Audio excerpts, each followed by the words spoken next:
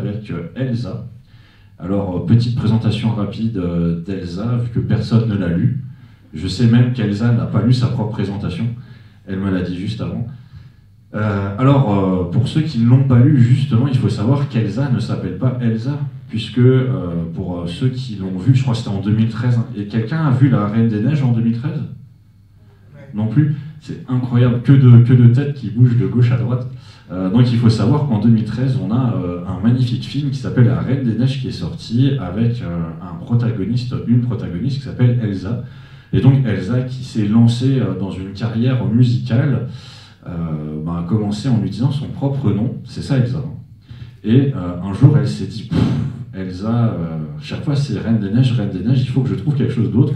Et donc elle a décidé en fait de transformer son nom pour devenir l'onde par rapport à l'onde musicale ou l'onde sur l'eau, si je ne me trompe pas.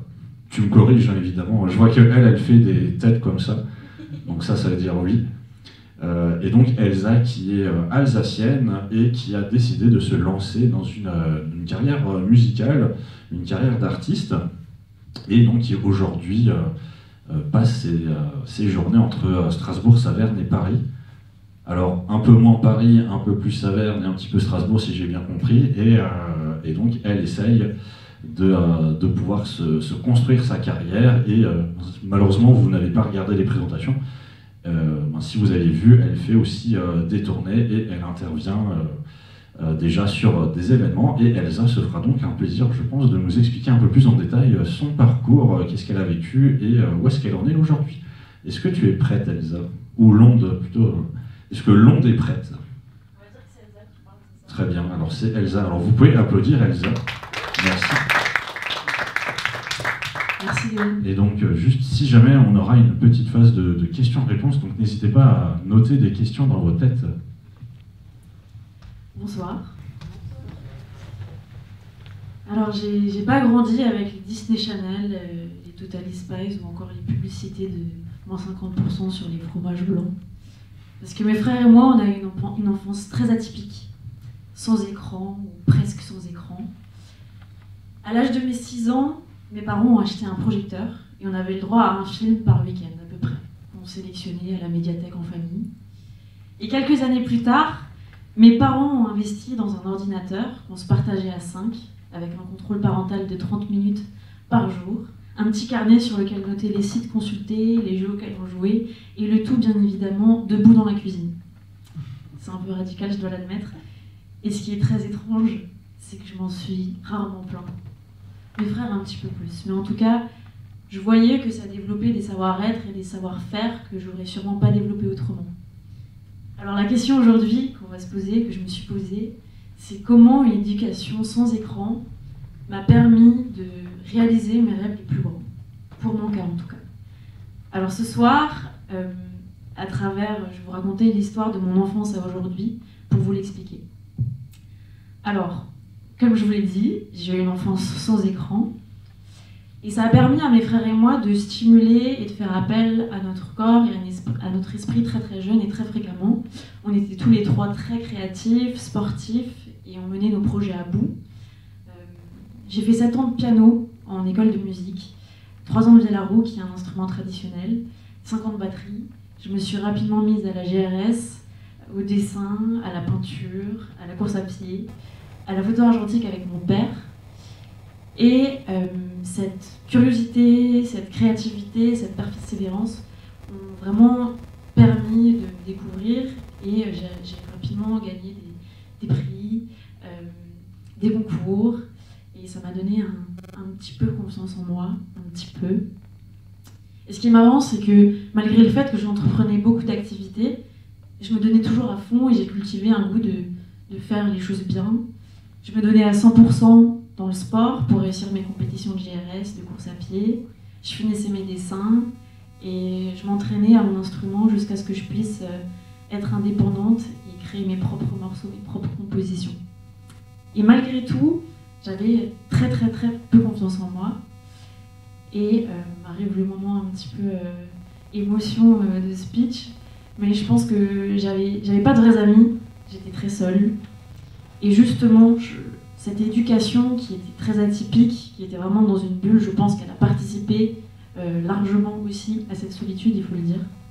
Est-ce qu'il y a des parents dans la salle ou des futurs parents? Ok. Ce soir, je fais d'une certaine manière un petit peu la promotion d'une enfance sans écran, mais attention, avec juste milieu aussi. Et ça va être intéressant aussi d'avoir le pitch de Maud qui, elle, est dans le jeu vidéo, donc ça va être très très intéressant d'entendre plus par rapport à ça. Mais c'est vrai que c'est important aussi d'ouvrir l'enfant à la culture actuelle qui l'entoure, parce que c'est vrai que mes deux frères et moi, on a eu beaucoup de mal à connecter avec les autres enfants, on partageait très peu de choses en commun, et donc c'est bien de l'ouvrir à ce qui l'entoure actuellement. Par ça, j'entends les films, la musique, quelques jeux vidéo. Mes frères et moi, on n'a pas été éduqués à Windows 13 ou Friends, mais on regardait plutôt Les Demoiselles de Rochefort, Cyrano de Bergerac, Charlie Chaplin. On n'écoutait pas non plus Rihanna ou encore Tokyo Hotel à l'époque, mais plutôt Ray Charles, Nina Simone, Sting. Et je pense qu'avec du recul, on s'en est bien sorti, on s'en est vraiment bien sorti. On a compris que notre différence, ça faisait notre force. Mais je pense que c'est vrai que tous les enfants n'ont pas forcément les mêmes personnalités, les mêmes caractères, et ça aurait pu être difficile, plus difficile de se construire dans cette espèce de bulle. Malgré tout, on a tous les trois, les enfants, développé une espèce de complicité qui nous a beaucoup tous aidés et qui est encore là aujourd'hui. Donc ça, c'est très beau et ça fait du bien d'avoir grandi dans un environnement plein d'amour. Et ça nous pousse encore aujourd'hui en fait, à continuer dans nos projets, puisqu'on sait que malgré tout, si on a eu une enfance tous les trois, on s'est senti seul à l'école, on s'est toujours senti aimé et soutenu à la maison, en tout cas. Alors voilà, j'ai été, je peux dire, j'ai subi l'intimidation et le bullying tout le long de ma scolarité jusqu'à la fin du collège.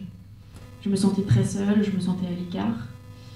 Et c'est vrai que c'est dur justement de croire en ses rêves et de réaliser des rêves quand on n'a pas confiance en soi.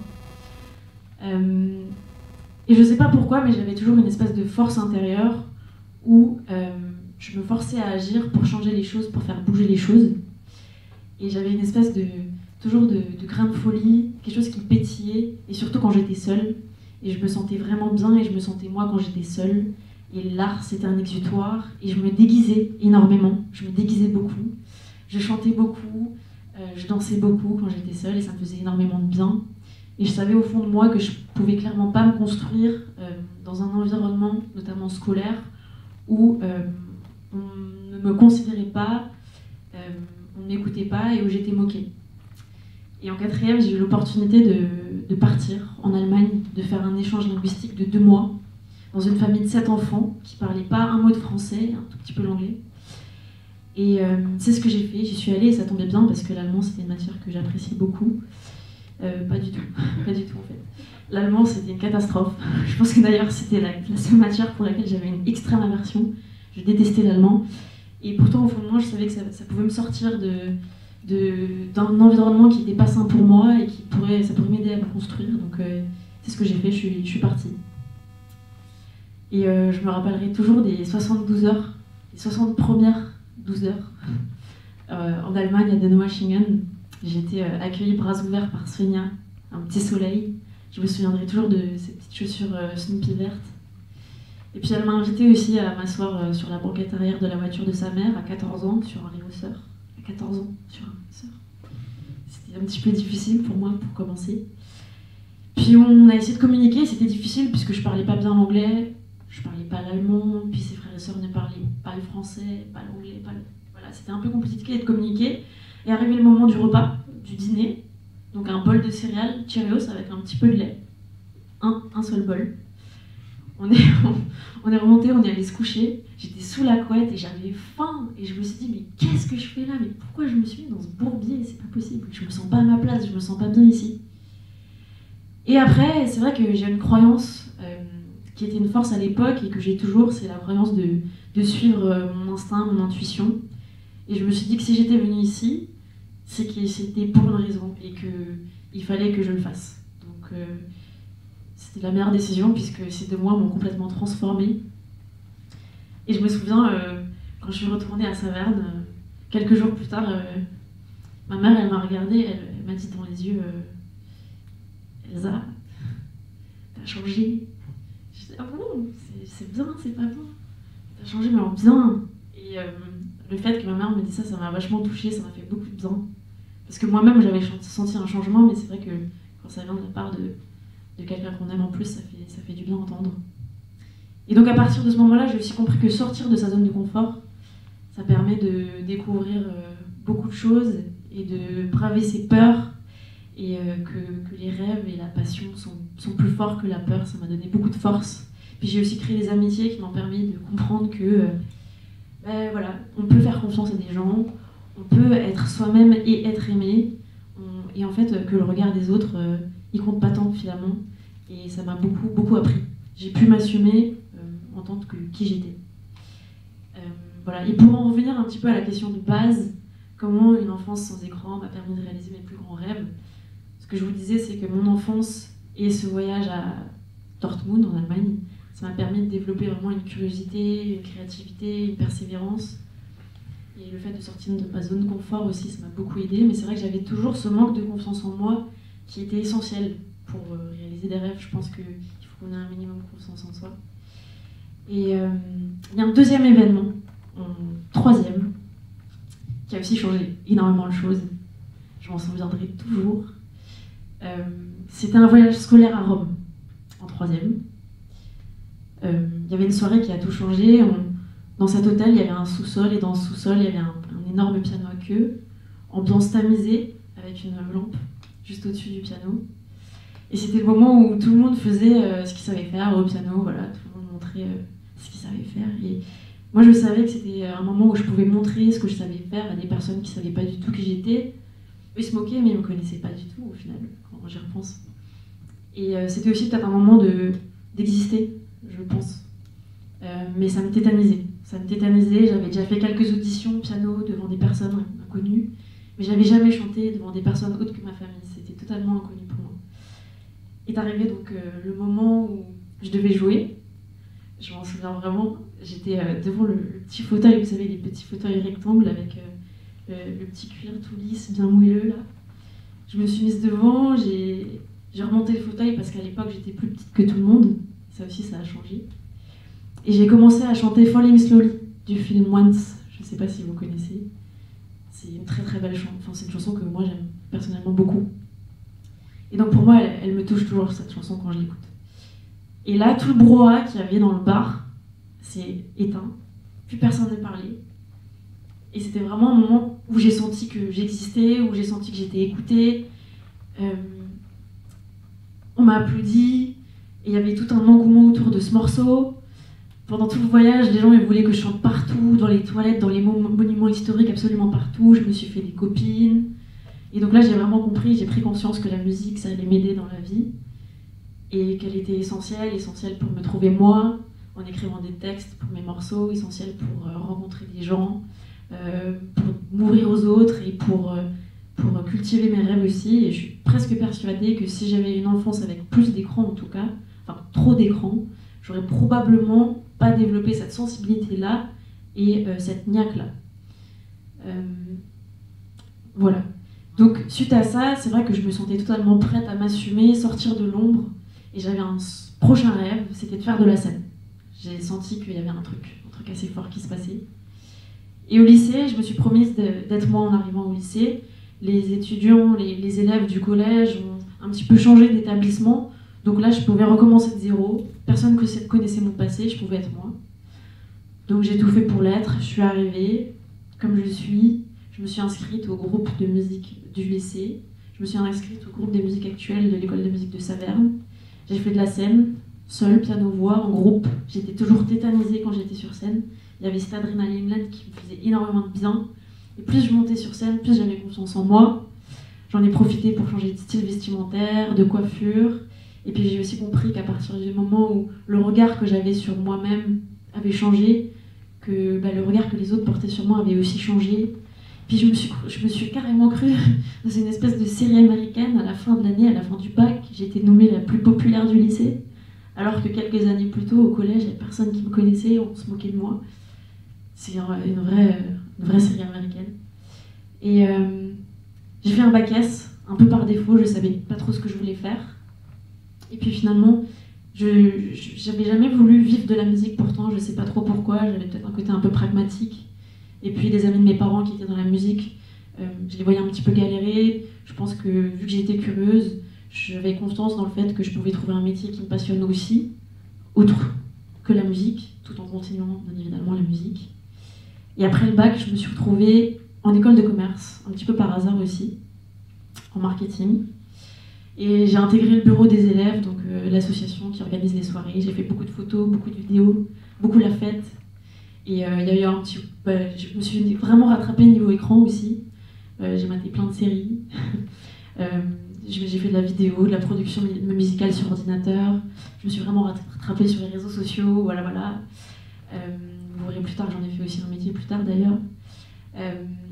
Et puis j'en ai profité aussi pour découvrir beaucoup les gens qui m'entourent, tout en me découvrant moi-même. Et j'ai pris aussi conscience à quel point les contacts allaient m'aider dans la vie, donc j'en ai pris soin. Et j'en prends encore soin aujourd'hui. Et en 2019, c'était la fin des études, diplômée, major de promotion, avec une expatriation à HEC Montréal en fin d'études. Et je me suis dit que c'est bon, c'était le moment de faire un break et de réaliser un autre rêve. Allez, on continue. Et c'était de faire un album. Il se trouve que c'est tombé pendant la période de la Covid. De la Covid, je sais plus. Et ça tombait très bien. Finalement, j'ai composé 2 petits albums. Un manager m'a contacté, j'ai réalisé une tournée. Je pouvais plus m'arrêter. De base, je comptais trouver un CDI et continuer la vie active, marketing, tout ça. Mais je pouvais pas. Alors, il y avait l'option de se lancer en auto-entrepreneur à côté de la musique. C'était toujours pas un but de vivre à 100% de la musique. Donc voilà, je me suis lancée en freelance à côté, en communication digitale, photographie. Et grâce à mon réseau et à mes contacts, ça a vite pris. J'ai pas eu besoin de prospecter, ce qui est assez fou et ce qui est très chouette. Et puis à 25 ans, j'ai réalisé un autre rêve, qui est celui de partager mes connaissances. J'ai intégré un centre de formation en communication digitale à Versailles qui s'appelle Startac. Et un tout petit peu plus tard, je suis devenue enseignante intervenante à l'UM Strasbourg, là où je venais finalement, retour aux sources. Et j'ai continué à côté de ça la musique, la photographie, toujours en voyant les choses un petit peu en grand. Et l'an dernier, j'ai sorti un live orchestral d'une de mes compositions qui s'appelle Corps étranger. Et quand je parlais de ce projet à des professionnels, ils me disaient souvent c'est bien de rêver, hein, mais tu sais, tu as que 2 ans de carrière musicale, c'est peu pour trouver un orchestre, pour autoproduire un aussi gros projet audiovisuel d'une 50aine de personnes. C'est vrai que c'était pas évident, hein, ils avaient raison.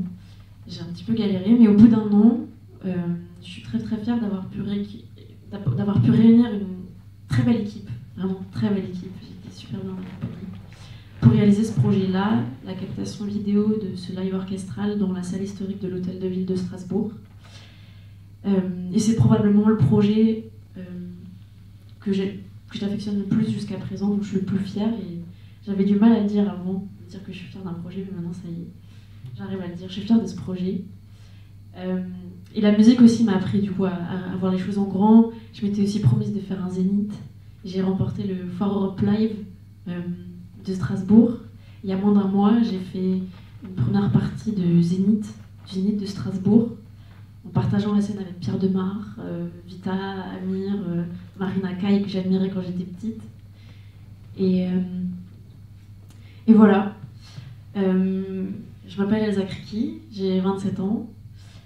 Je suis freelance en communication digitale, photographe et chanteuse auteure-compositrice sous le nom de Londe. Et je suis persuadée que mon éducation sans écran m'a permis de réaliser mes plus grands rêves, mais ça je l'ai réalisé aussi un petit peu plus tard, et que ça m'a permis de développer ma créativité, ma curiosité, ma persévérance, aussi toujours le fait d'aller au-delà de mes peurs et de sortir de ma zone de confort, c'est hyper important. Et puis aussi ça a éveillé une espèce de sensibilité à l'art, de l'écoute des autres, de moi-même, et de l'écoute de mon intuition, qui fait beaucoup, et je pense qu'il m'a amené à faire les bons choix pour se rapprocher de qui je suis et de qui j'aimerais être et des choses que j'aimerais faire dans ma vie. Et voilà aussi pour pouvoir réaliser des rêves, je pense qu'il faut aussi savoir rêver, il faut s'autoriser de rêver, il faut s'autoriser de rêver grand, et il faut mettre un mot concret sur ces mots-là, sur ces rêves-là, pour pouvoir les réaliser. Et mon plus grand rêve secret, intime, ce serait de faire une tournée des opéras de France avec mon projet L'Onde. Et j'y crois. Voilà. Merci pour votre écoute.